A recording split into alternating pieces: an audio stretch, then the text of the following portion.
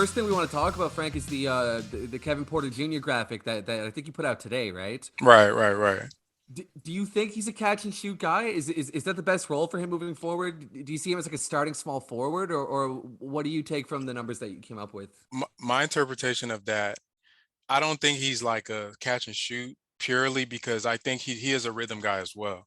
So it's kind of he's almost because I didn't make a graph for Jalen Green, but on some of those catch and shoot numbers, they're pretty close. He's a pretty good catch and shoot guy too, and I think for him is that kind of him trying to process being a point guard and set up the offense. And when he starts dribbling, you can, if you watch the games, you can see that he dribbles and he really is like trying to process everything going on. And I think that messes with his overall rhythm. The more he dribbles, the less efficient he is, the more the defense gets to set on him. And for me, it just means that he doesn't need to dribble that much anymore. And that's why I was advocated for like a three, at least somebody, maybe not a three guard lineup, but some variation of another kind of play initiator where they could get the offense set along with him in different times in the game, where he could also benefit from somebody setting the table rather than forcing this 21-year-old small forward playing point guard to try to do everything for all these guys that need the ball. So I think that's really where it messes him up. He can do catch and shoot. He can come off different, screens and pin downs and things like that. Still do a couple dribbles, but he needs to be just quicker on his decisions. And I think point guard's mucking that up for him. Yeah, I've been really interested in watching Kevin Porter Jr. this season just because when he was acquired, the player that I thought he was going to be was a guy who's going to be awesome at breaking down defenses from the perimeter, getting to the rim and scoring, maybe have like a bit of a floater game. Like that was kind of the vibe I got from what the stats I'd seen from him in Cleveland, and then just like some video I'd seen from him in the G League. And then he kind of had a bit of that when he came up last season towards the end. Now, granted, that offensive environment was wacky good, and he kind of came in at the end of the season on a team that's going nowhere, and who knows how much defensive attention teams are really giving him. But this season's been really rough, but he's been weird where it's like he's went from being a guy that I thought was a play initiator as being his strong suit to, as you saw with the data, it's no, like he should just be standing on the 3-point line waiting for someone to pass him the ball. And just it's very weird to me that the player that we thought he isn't. And does that mean that, like, do you have any confidence that he could maybe meld those two futures? Because he is so young. Yeah, I think that's the Rockets' hope. And that's all of as a fan base. That's what we hope. Now the question comes in with the coaching staff and the system that we currently run. Is that the best for him? And that's where I would be like, I don't know, because Silas's offense requires a skill set as at the point guard position that I haven't really seen him flash to what I'd like to see from that. And what I mean by that is in that 5-out offense where you're, pick and roll heavy, a lot of ISOs, in order for it to really get humming, you got to be able to make all those reads. And I think Kevin has done a great job of making the initial reads. And he shows that he can make the first read, what they teach you to do. But when the defense kind of presents something different or the help comes, he doesn't really make that kind of intuitive, I'm going to snap it across the court.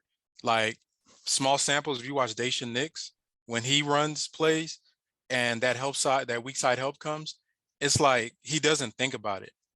He just whips the ball, whether it's the roll man, strong side, weak side. For Kevin, you can literally see him thinking as he's dribbling, where he'll kind of start getting that no man's land where he's in the free throw, then he takes a bad like free throw line jumper, which he doesn't hit very well on those. So I don't know. I don't think they're putting him in the best position to be successful because I think the guy we all saw in Cleveland, that talented scorer that could just go off any second, is not somebody that I would want to have to feed everybody else on the offense. I want to step in there actually because I completely agree. I think what's likely is that we're going to see all these attributes kind of regress to the mean a little bit. Like, I don't think that he's as bad a penetrator dribble driver as he's shown this year. And he's probably not as good of a 3-point shooter as he's shown this year, right? Right. Meanwhile, last year, you would say the inverse, right? What I think about Porter Jr. is he's a nice, well-rounded offensive player, but he's not really a master of any particular trade. I also want to say that I just completely agree that like processing speed is the issue, and that's why he's not a point guard. Like he can make a quick pick and roll lob because really like any decent ball handler can, like he's got better passing chops than maybe an average scoring guard, but he doesn't read the defense the way that like even a Deshaun Nix does, and I yeah, completely agree with you on that front. Last thing I want to say there is that's what makes him a sixth man to me is his versatility. And I don't mean to knock the kid when I say that I think he's a sixth man. I just think that it's a real valuable trait in a sixth man if they can come off the bench and play multiple decisions because he can just come on in for whoever is struggling. Like if the starting lineup right now was Nick, Screen, Matthews, first time out, you just take out whoever's playing worst, sub Kevin in and have him play the role, So that's what I would like to see from him. But it's not happening this year anyway, I wouldn't say he's a six man because honestly, just for the fact that I think he's going to be, if he keeps progressing, he's going to be a great defender. And to me, having that length in the backcourt is worth some of the other things that comes with that. Like I've seen flashes of him when he's locked in on defense. He's a pest, and he can guard small guards like your Steph Currys and those kind of small shifty guys. And that I'm really excited about that. That's the most, to me, his highest upside is on defense. And the additional burden of having to run the point for everybody, I don't know. I think after this year, they need to just kind of ease kind of him back to that middle ground where he can share the burden, which is why I'm confused. They've never tried to stagger him heavily with another ball handler. And I know we have like one other one when the team, but I think that's the vision. Like he can work off of somebody else, get his touches, be prolific in scoring, and still make those kind of quote unquote point guard plays that you kind of like when he does well. But I agree with you. The processing speed, the nuances of playing the role, being able to bend the defense. I haven't seen that from him all season, really. Even in his good games, they're just when he scores a lot of points and he gets a lot of assists off of his when he's on. So I know people see that as, you're hating on him, but no, I think they need to do a better job of putting him in a better position to succeed, honestly. I'm so glad you said that because our last episode, we talked about how people use slander far too much. Right. Where it's like, I have reasonable criticism of an individual and someone's like, you fucking slandered this person's good name. You spat on their ancestors' grave. Like you are going to die. I'm going to find you. And it's crazy because I think KPJ has like a lot of potential as being a good NBA rotation piece to being like a good starter, depending on how good your team is. And like, that's such a good outcome for a player that suggesting that that's an insult is just obviously insane.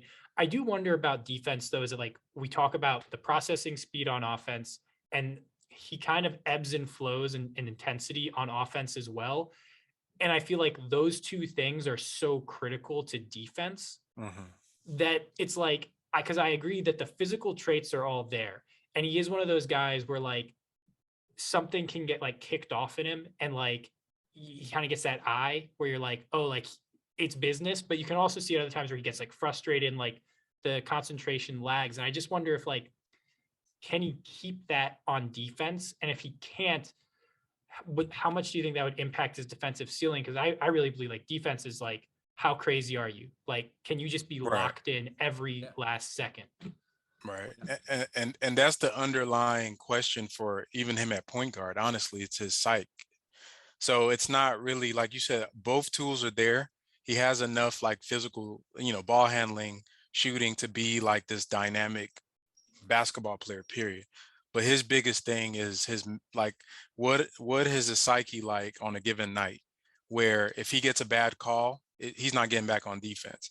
He gets a couple bad calls, he starts getting angry, then all of a sudden he's fouling, he's getting frustrated, so that type of, you have to, I always equivalate a point guard to a quarterback or somebody in that kind of mold where you are the captain of the team and everybody else depends on you. And as a quarterback, you decide where, what receivers get the ball, what plays you could audible. And if you are somebody that's kind of a hothead, or you can't really control yourself at all times, then I don't know if that's the guy I want with the ball in his hands in the playoff game with, 4 minutes to go and it's possession by possession. So that's what scares me. I'm hoping as time goes on, he grows into that. I don't like the fact that they're kind of forcing this thing on him, like be a point guard, instead of just letting him grow as a player first, get comfortable and good what he's already good at, then add that on, just like a DeMar DeRozan or some of these other guys that are developing playmaking abilities towards the end of their careers after they've mastered a certain skill.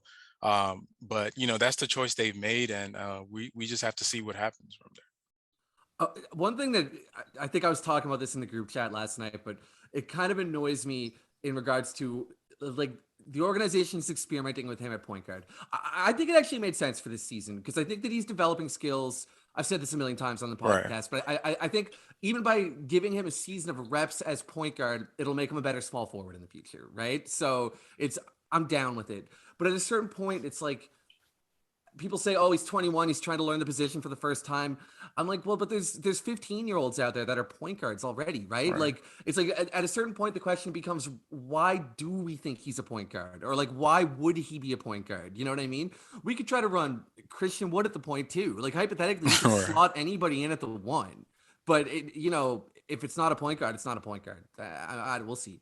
I also want to say, in regards to like his psyche and everything, and I don't think anybody is going to disagree with this likely, but yeah, he's like volatile and he's a bit of a hothead and everything, but I do see a good kid, I think he's got a good heart. And we've also talked, Devin and I've talked several times about like, it's foolish to try to psychoanalyze these guys from a distance, but yet inevitably we end up doing it, it's just kind of part of talking about sports. But like, there's something about the kid that I'm like, I think that this is a good kid, we'll see. Oh yeah,